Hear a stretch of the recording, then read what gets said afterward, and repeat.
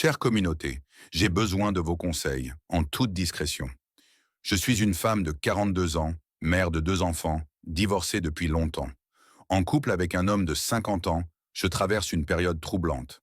Ses comportements me bouleversent. Il m'accuse, sans preuve, d'infidélité, alors que je suis fidèle. Commerçante, je rentre épuisée de mes journées à pied.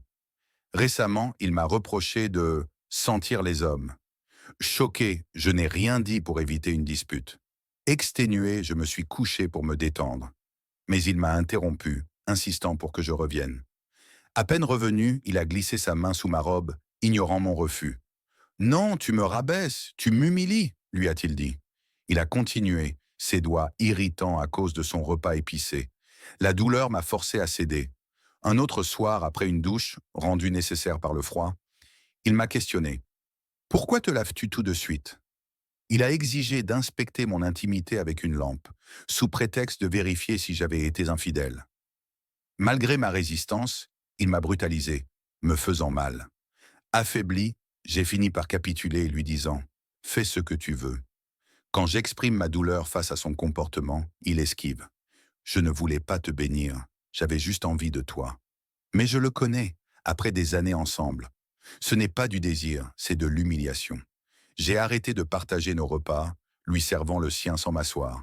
Il m'a accusé de le traiter comme un chien. Je lui ai répondu « Comment partager une table avec quelqu'un qui me manque de respect ?» Ces accusations « Tu sens les hommes, je dois vérifier ton corps » sont insupportables. Un soir, ma colère a explosé. Il m'a violemment poussé, m'a saisi au cou, a brisé mon téléphone. Il était 23 heures. J'ai voulu partir, mais il m'en a empêché, me retenant jusqu'à l'épuisement. Il a arraché mes vêtements, m'a forcé, puis m'a dit, une fois satisfait, «Maintenant, tu peux partir». J'étais brisé. Nouvelle dans cette ville, je crains le jugement. Son premier mari était violent, le deuxième aussi. Pourtant, je suis victime. Je subis.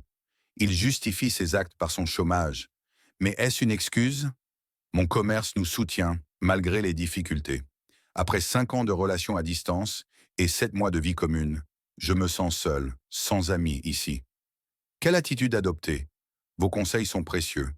Merci. À la prochaine pour une autre confidence. Secret partagé.